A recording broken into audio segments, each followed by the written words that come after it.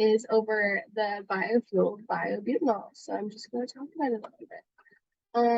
Biofuels, just to give a little background about them, are used as a more efficient and environmentally friendly alternative to fossil fuels. And I'm discussing biofuel, which is a 4-carbon alcohol.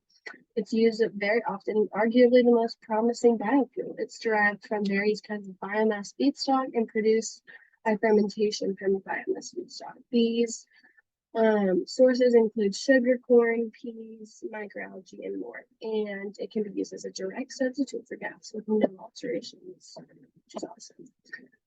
So where do we get biobutanol? How is it made? So the source, as I said, is various forms of biomass, which are just grown in the ground like most crops are. And biobutanol is produced through acetone, butanol, ethanol fermentation of simple sugars of the biomass, and its production process is very similar to that of ethanol. There are many purposes to biobutanol, and in addition to fuel, it may also produce solvents, coatings, plastics, and even fibers as co-products. This diagram kind of just does a good job of showing how we get from the sources all the way to the product in the end. So yeah.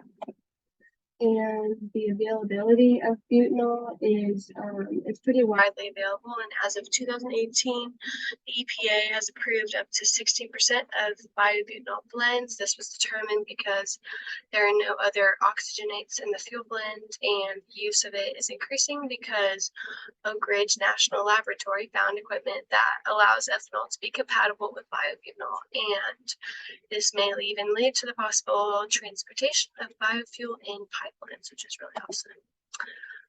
So the effect it has on our carbon footprint. So it can be used as a biofuel to decrease the greenhouse gas emissions from transport, and that butanol may overcome blend wall limitations better than ethanol.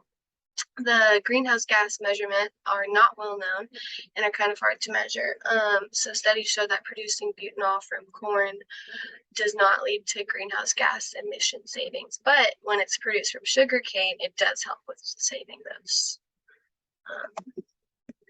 And is it cost effective? So it has, through the history of making biobutanol, it has been made known that the ABE fermentation used was not very economical, but that process was brought back into use because of the low oil reserves and highly fluctuating crude oil prices.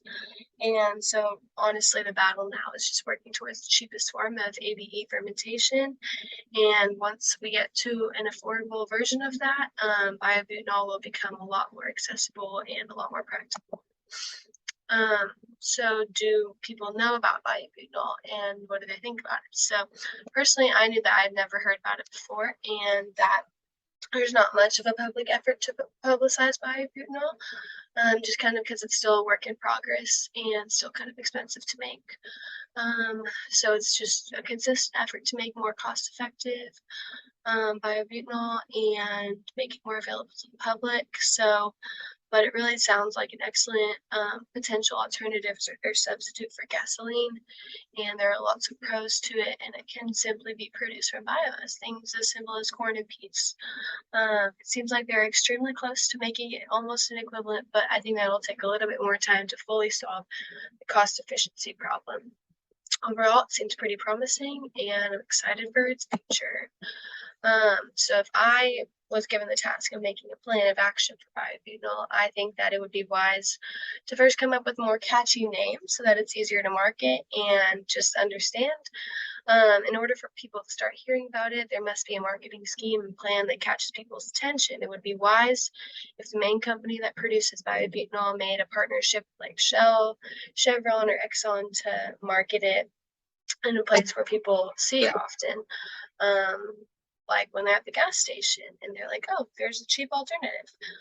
And yeah, and so a deal could also be made with Exxon, Shell, and Chevron to implement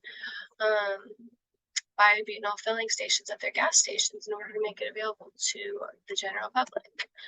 And those are my sources. And yep, there we go.